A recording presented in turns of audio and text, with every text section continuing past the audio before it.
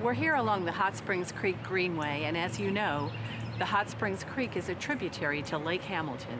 With me today is Jessica Johnson, Stormwater Coordinator for the City of Hot Springs. Welcome, Jessica. Thank you. And you're here today to tell us a little bit about the lake life. I am. The natural state of Arkansas is full of outdoor recreational opportunities. Here in Hot Springs, we are so fortunate to have the lake's clean water surrounding us. Lake Catherine is a hotspot for fishermen to come in and catch a wide variety of fish species. Lake Hamilton is a popular tourist destination because there are condos, homes, and hotels located directly on the shoreline. One thing that we always have the opportunity for is boating, fishing, and water skiing, jet skiing, all throughout the year. So it's a huge blessing to the community to have the clean water here and to be able to use it. Now, Jessica, we are fortunate to have an abundance of water sources that people can use for recreation. Does that mean that there are a lot of areas where people cannot use it because it's too polluted? That is exactly what it means. Just to clarify, Hot Springs, there are no creeks, streams, or lakes here in Hot Springs that are considered impaired by the Arkansas Department of Environmental Quality or the EPA. So we're lucky. We can go swim and play and eat the fish with no problem. But unfortunately, across the United States, 40% of the rivers and streams are impaired, and about 46% of lakes have some type of impairment, which make it unsafe for humans to use the water.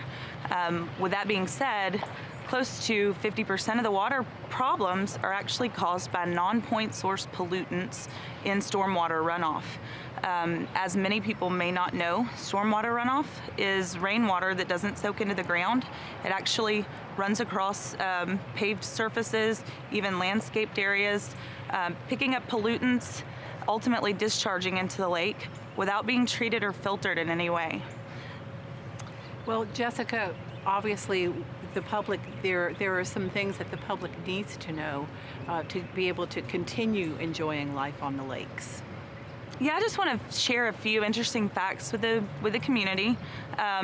One of the things is the first inch of rainfall carries the most pollutants. 90% of pollutants from a storm event are carried away by stormwater runoff in that first inch of precipitation. There is about 16 times more stormwater runoff produced from a 1 acre parking lot asphalt surface as opposed to a grassy area of the same size. That's amazing. It is.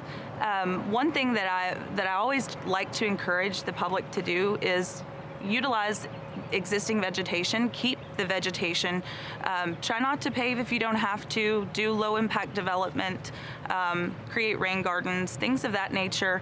But something that a lot of people don't know is that fertilizer to make the lawns green and pretty, that's one of the leading causes of impairments as well to our water bodies.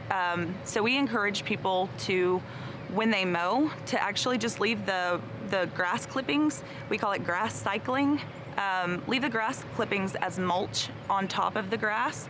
That actually has, the grass clippings themselves actually have about 4% nitrogen, 2% potassium, and 1% phosphorus.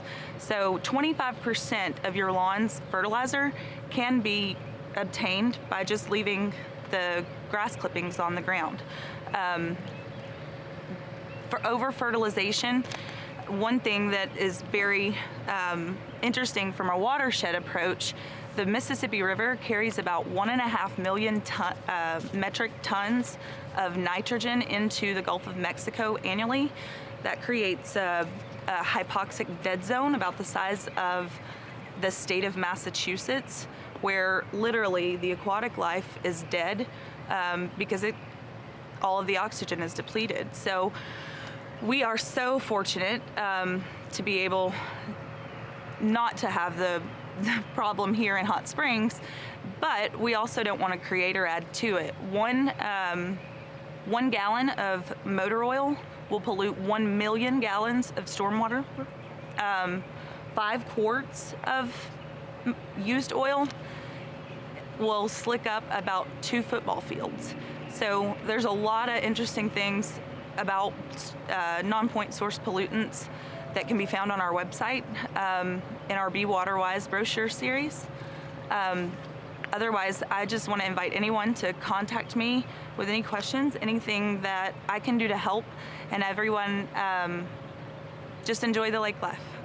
Well, Jessica, what is a phone number where people can reach you with more questions about non-point source pollution or other tips, which I know you have no shortage of, how we can keep our water bodies clean and enjoyable for everyone in the Hot Springs area? My direct office line is 321-6743. I'm in the office between 8 and 5, Monday through Friday, so please give me a call. You're always welcome to email jjohnson@cityhs.net and visit our website. You'll get a lot of information there.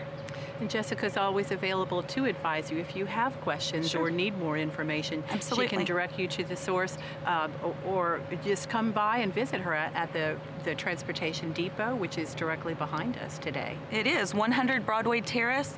It's always a good idea to give me a call just in case I'm out in the field. But I'd love to visit with you and do anything I can to help the community to keep the water clean.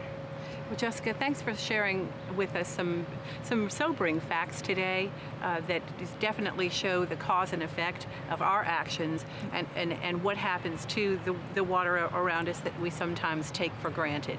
Thanks again for joining us today, Jessica, and next week we'll bring you more city news.